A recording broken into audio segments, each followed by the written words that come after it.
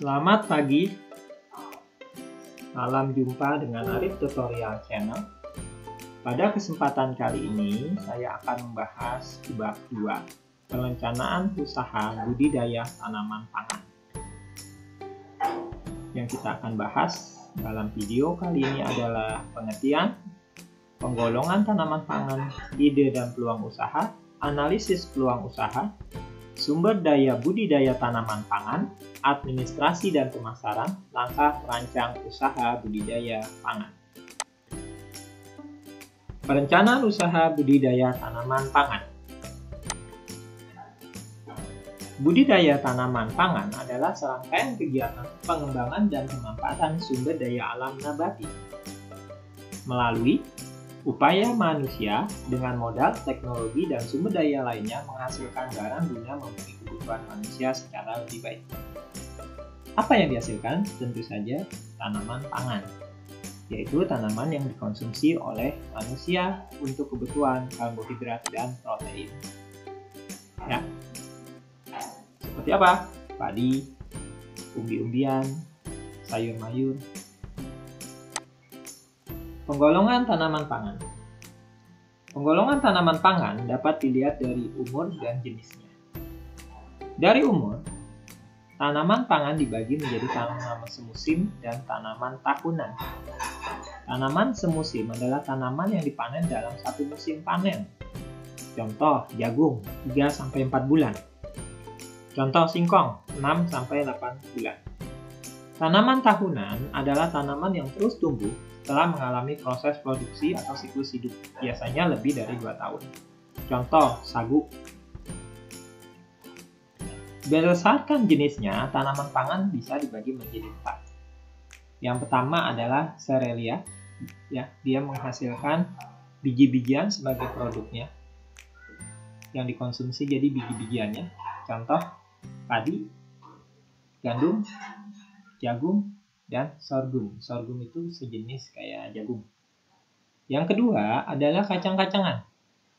Apa yang dikonsumsi? Yang kita konsumsi adalah kacangnya. Contoh, kacang kedelai, kacang tanah, kacang hijau. Yang ketiga adalah umbi-umbian. Yang dihasilkan adalah umbi. Umbi sebetulnya akar yang keras yang bisa dikonsumsi. Contoh, ubi jalar. Contoh, singkong.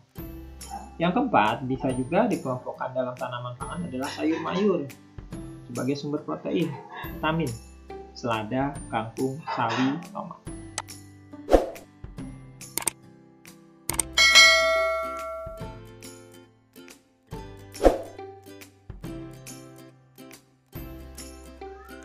Tujuan diselenggarakan usaha budidaya tanaman adalah 1.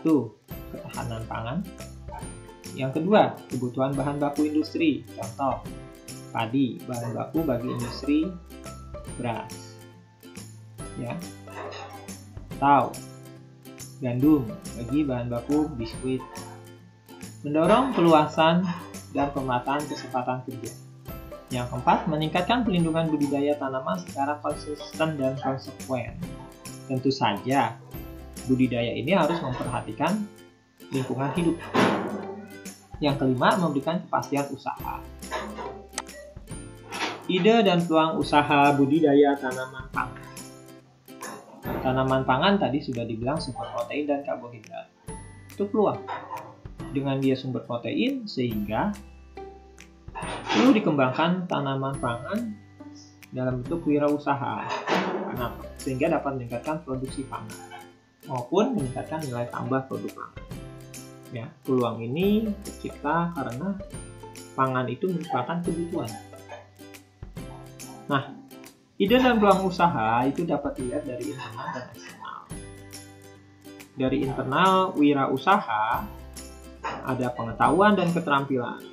Kita terampil, kita punya pengetahuan tentang bagaimana budidaya sayur mayur.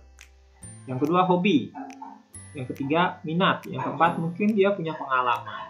Apa dia lihat pameran, apa dia ikut seminar, apa dia pernah bekerja. Ya, yang berikutnya adalah eksternal. Eksternal itu di luar wirausaha.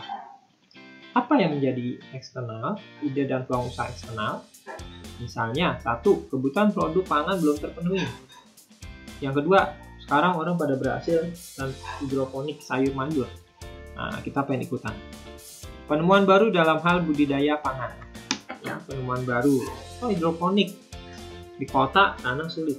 Dengan adanya tanaman di air, nah, ini bisa menjadi ide dan peluang kita dan di daerah perkotaan untuk ikut menghasilkan tanaman sayur mayur.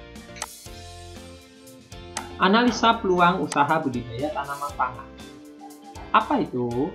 Yaitu strategi mengidentifikasi lingkungan internal dan eksternal dari produk budidaya tanaman pangan. Ini kita menggunakan analisis SWOT. Strength, kekuatan, keunggulan modal. Kita punya keunggulan modal. Teknologi, kita tahu teknologi hidroponik. Ya, NFT, DFT. Lokasi, lokasinya dekat dengan pasar. Kelemahan sarana, kualitas, SDM. Wah, SDM-nya kurang mampu, bibit, itu kelemahan. Dari eksternal, yaitu apa? Adalah peluang. Dengan adanya corona, orang peduli hidup sehat. Jadi, permintaan akan sayur mayur itu meningkat. Itu peluang untuk usaha budidaya tanaman pangan. Fenomena yang lagi tren, misalnya hidroponik, itu peluang, oportunitas. Situasi ekonomi yang lagi mendukung, itu peluang. Nah, ada peluang, ada ancaman, yaitu adalah tren pasar yang melemah. Terjadinya perubahan sosial, orang udah nggak suka sayur, misalnya. Itu perubahan sosial. Ya, oke. Sumber daya yang dibutuhkan. Sumber daya yang dibutuhkan dalam usaha budidaya tanaman pangan adalah satu, SDM, sumber daya manusia. Termasuk di dalamnya adalah keterampilan dan pengalaman. Yang kedua adalah modal. Yang paling utama dalam budidaya tanaman pangan tentu saja adalah lahan atau media tanam. Ya, lahannya bisa berubah tanah. Hidroponik tetap butuh tanah, tapi mungkin lahannya berkurang. Medianya bisa tanah, bisa air. Modal juga kita butuh buat beli bibit, buat pemupukan, nutrisi kalau hidroponik. Teknologi pengendalian. Misalnya, teknologi kita butuh untuk pengendalian organisasi pengganggu tanaman. Kita butuh teknologi untuk penanganan pasca panen. Ya, biar nggak gampang rusak bagaimana. Manajemen ini adalah menentukan, mengkoordinasi, dan menghasilkan produk budidaya tanaman pangan. Ini kegiatan untuk mengkoordinir semua. Dari mulai awal sampai proses, sampai hasil. Ya. Kita lanjut dengan administrasi dan pemasaran. Apa itu administrasi budidaya tanaman pangan? Adalah pencatatan kegiatan budidaya, mulai dari izin usaha, proses misalnya persediaan pupuk kita, persediaan bibit, sampai dengan pasca panen. Berapa hasil penjualannya, itu administrasi, semua harus diadministrasikan dengan rapi. Ya. Pemasaran berkaitan dengan cara memasarkan hasil usaha budidaya. Apakah kita memasarkan secara langsung atau direct selling? Apakah kita promosi dengan, sekarang nggak paham, promosi dengan online? Izin usaha adalah izin tertulis yang diberikan oleh pejabat. Misalnya oleh kelurahan setempat, SIUP. Budidaya tanaman dapat dilakukan oleh perorangan yang berbentuk badan hukum dan berkedudukan di Indonesia. Administrasi izin usaha yang diperlukan dalam budidaya tanaman pangan. Ini mencakup jenis dan skala, apakah skalanya kecil, luas maksimum lahan usaha, dan perubahan jenis tanaman. Pola usahanya seperti apa? Ya.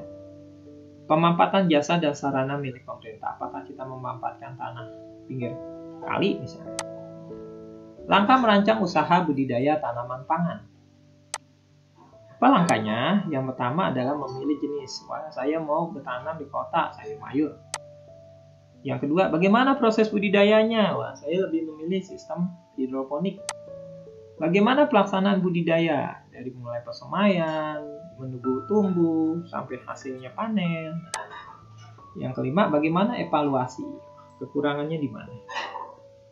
Ya, rasa demikian pembahasan tentang perencanaan usaha budidaya tanaman pangan. Terima kasih.